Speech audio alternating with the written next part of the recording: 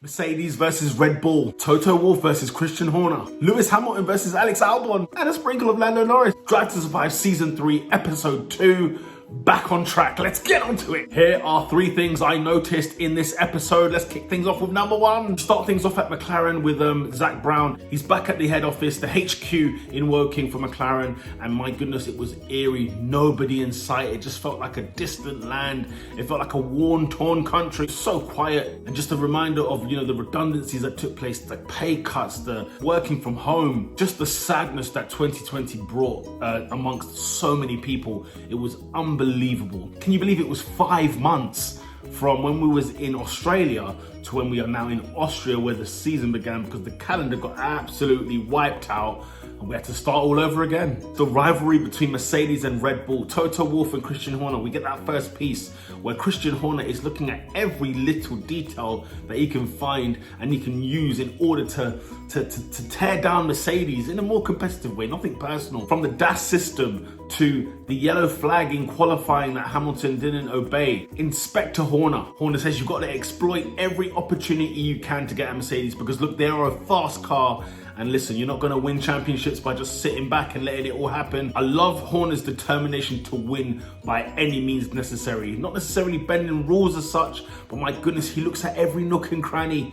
And although he lost out on the DAS system, he won with the yellow flag, which gave his team an opportunity to do well in Austria. Toto Wolff fighting back, he says we don't look left or right, we do our talking on the track. The big gun, big dog has come to play. And then the second part of this rivalry, Lewis Hamilton, Alex Albon. Remember Brazil 2019? Well, let me tell you something, it just copy and paste. It happened again in Austria, where Alex Albon was going around Lewis Hamilton. He overtakes him, but then Lewis Hamilton once again smack on one of the rears, spinning Alex Albon out. My goodness, the eruption in the Red Bull garage was unbelievable. They couldn't believe it. Hamilton gets a penalty, but it didn't really matter for Red Bull because Alex Albon's race was absolutely screwed. Meanwhile, Max Verstappen as well, a guy who was bigged up and talked about again by Christian Horner, about future world champion, maybe the youngest world champion ever will have, also had issues with his car, more so with the reliability of the car. Something went wrong, horribly wrong. The car sounded awful.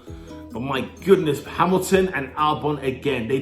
Hamilton doesn't like the man, does he? Third thing in this story that I noticed, my goodness, Lando Norris head to the man. I remember the feeling exactly last year when Lando Norris got into P3, got into the podium at the Austrian Grand Prix. That man was on fire last year. Zach Brown was saying that he needs to take it to the next level, Lando Norris. That he needs to be a bit more aggressive, a bit more punchy. And I tell you what, from his first season to his second season, I think there's been a big difference in Lando Norris. There's a lot of maturity in Lando Norris. He's really feeling his boots right now. He's really filling in the boots in becoming an F1 driver.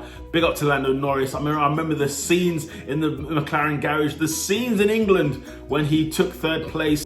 My goodness, the F1 community was ablaze. And even just watching this episode again, looking at Lando Norris having a great time, because I'm a McLaren fan, I was emotionally so happy for him. And I just remembered back to July, how it was in 2020 when he did that. And, Zach Brown and everyone delighted, jumping on top of each other. It was absolute scenes, even in the pandemic. You learn that there's so many grey areas in Formula One, like with the DAS system, with the racing point situation, not quite necessarily bending the rules, but there's a lot of untouched territory there, which needs to be addressed. FIA, you need to sort it out, okay? Nobody spoke about the livery changes. Williams came in at testing with this rocket livery on there with the red as well. The red is completely gone. And then Mercedes went from silver to black, and we haven't addressed that yet. So I wonder if we're going to be focusing on that in the episodes to come. Maybe I'm speaking too soon, but we shall find out and wait and see. My question to you is, what did you guys notice in this episode? Let me know in the comments below. If you like the video, like the video.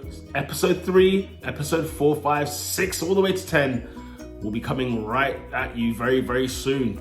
With that said, people, lights out.